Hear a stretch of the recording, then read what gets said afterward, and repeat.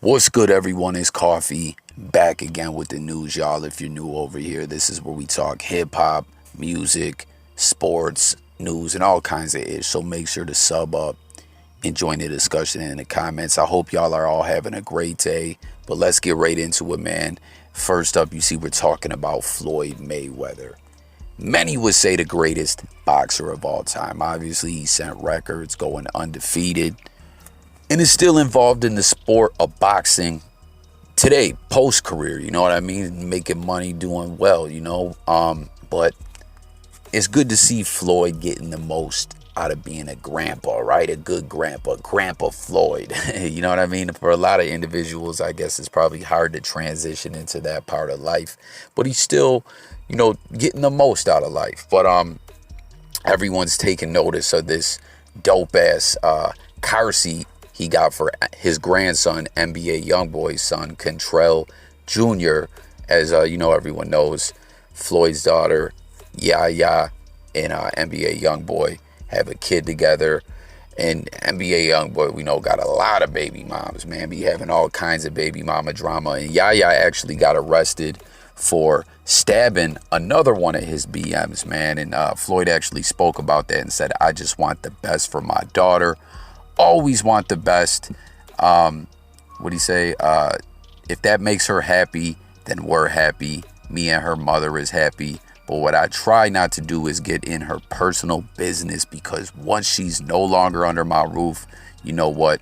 It's between her and her better half. So good for him, man. Because, listen, that type of drama, baby mama-ish and all that, man, it's a lot, you know what I mean? And I don't blame Floyd for staying out of that ish. No question. Comment and let me know if y'all agree. She made out well, though, in that case, man. She pled guilty, obviously stabbing someone. That's a case you could get slaved for. But in the end, they deferred the sentence for 6 years. So basically the sentence is suspended for 6 years. And as long as, she stays out of trouble, I think she'll just end up getting probation. So it's almost kind of like pre-probation or probation in a sense. But getting back to the grandfather side of things, like I said, he bought his grandson this dope-ass, mink, $18,000 mink car seat, and seems to spend a lot of time with his grandson. And check out this dope message he sent him, man. Maybe it's like he's hoping someday to train him in boxing. You know what I mean? Because you see there's a picture of his grandson watching him box, him chilling with the grandson. And people, he said, "Grandson, I'm very thankful for your great granddad teaching me the sweet science of boxing, to hit and not get hit. I believe in working smarter, not harder. I retired from the sport undefeated with all my accolades and on my own terms. Even in retirement, I'm still able to milk the game of boxing, continuing to make 8 figures or more." Damn, that's crazy, right? I know someone in Vegas who works at a casino at the Cage, where they place bets. And I'm telling you, they told me Floyd pulls up with Gucci luggage full of money just to bet, you know what I mean? So I'm sure he still is making a lot of money, He says, "I will continue to do exhibition bouts, making tons of money, and people from all around the world will continue to pay because my hustle is just different. If Elon Musk, Bill Gates, Jeff Bezos, Warren Buffett, and the Waltons continue making money in their 50s, 60s, 70s, 80s, and 90s, then I'm not retiring for make money, and I'm making money, and I'm younger than all of them." So damn, man, good for Floyd that he's still able to get that money, and he's talking about some of the richest motherfuckers in the world. But Floyd is interesting. Like, comment if you're a fan of Floyd or not. I feel like boxing fans either love Floyd or hate Floyd originally, but as his career went on, and now he's technically retired and all that, you heard him know he's gonna still do the exhibition bouts.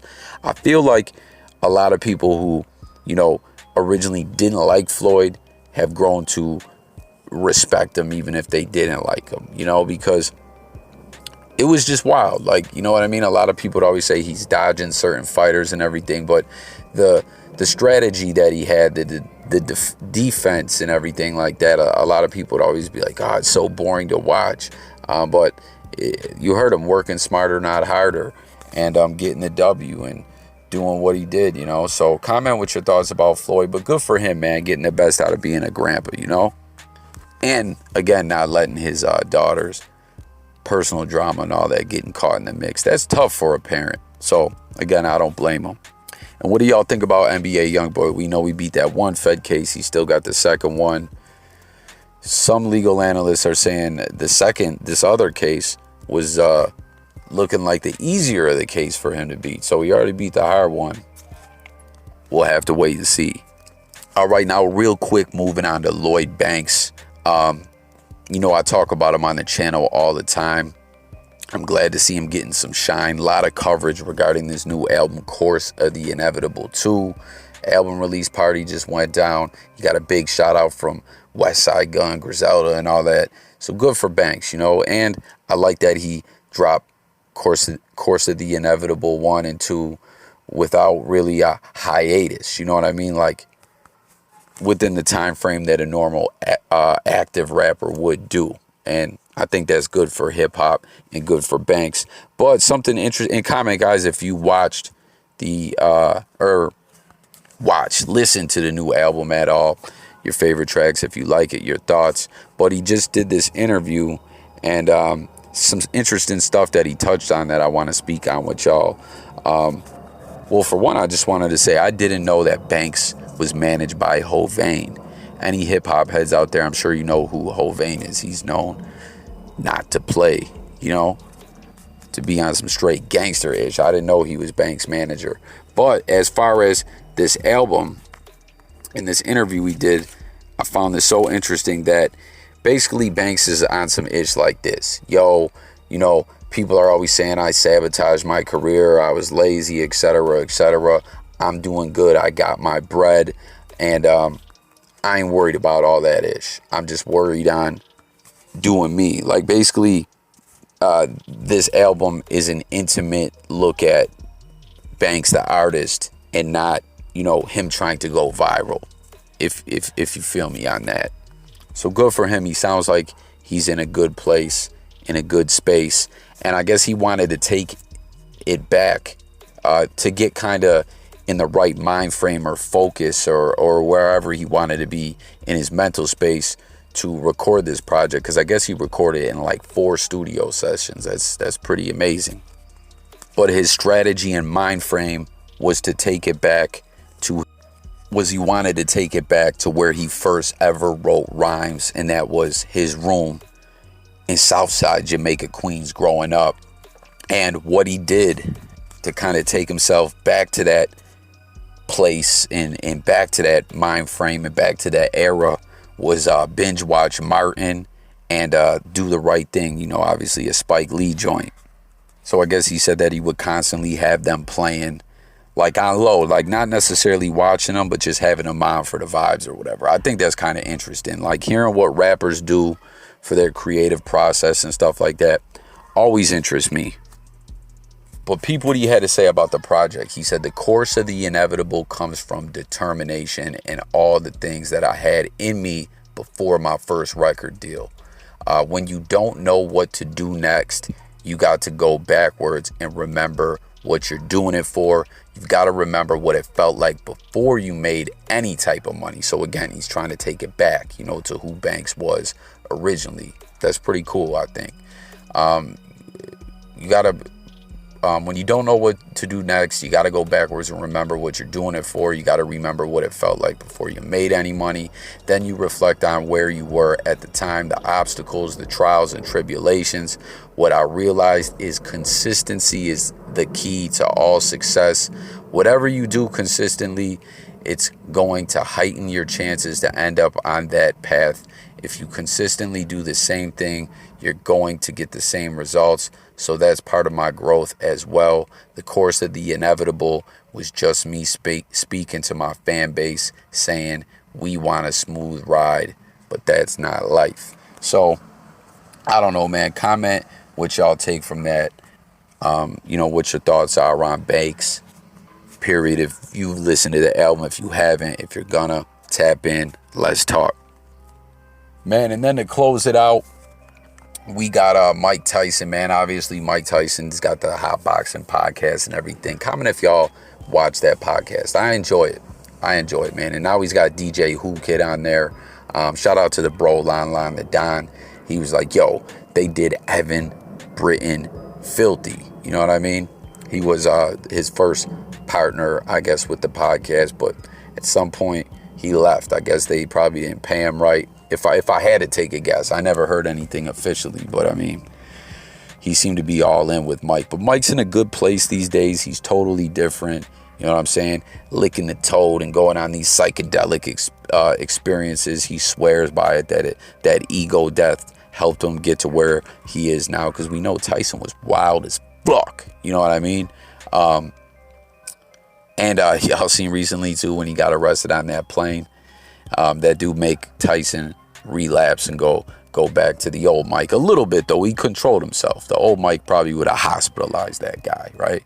But anyways, everyone's taking notice that on a recent episode where he interviewed this Dr. Sean McFarlane, he was speaking about how he thinks he's close to his death. And peep what Tyson said, man. He said, we all gonna die one day, of course. Then when I look in the mirror, I see those little spots on my face. I say, wow, that's my expiration date is coming soon. Even now, money don't mean ish to me. I always tell people they think money's going to make them happy. They've never had a lot of money before. When you have a lot of money, you can't expect nobody to love you. How am I going to love you? How am I going to confess my love to you when you have a $500 bill? And what'd he say? It's just that the false sense of security. You believe nothing can happen. You don't believe the banks could collapse. You believe that you're invincible when you have a lot of money, which isn't true. That's why I always say money is a false sense of security, which is true, y'all. But a lot of average people just getting by all their life, just want to see the bread. But, we consistently do hear from people, hey, money is not the answer to all your problems. But what do y'all take from that, man? Him saying he feels like he's close to his expiration date. I'll tell you this much, man. Again, how I was talking about how much Mike has changed and how he seems he's in a good place. It seems like what he's saying here, he's even at peace with that thought. I ain't gonna lie, I'm scared as fuck to die, right? I don't even like thinking about it. But Mike's been through a lot, man. Aside from going to prison, his boxing career, all that, something fucked up that, happened that you didn't hear as much about in the news. That's just a real tragic situation is, that Tyson lost a kid. He had a child dying. I just don't know how anyone could carry on after that. You know what I mean? But there you have it, man. Mike Tyson says he thinks death is soon. What does he talk about them spots on his face? Talking about like old people liver spots or something? I don't know. But that concludes the news on this one. Make sure to join the discussion in the comments. Let's talk about all these topics. Banks, Floyd Mayweather, NBA Youngboy, all that. Grandfather life, Banks. Tyson thinks he's on his way out. Let's talk about it all below. And again, take that quick second if you haven't done so. Subscribe, join, and stay tuned, man. Lots more videos coming. Every day, all day. Music, news, sports, current events, life, and much more. I'm out of here, y'all. Peace.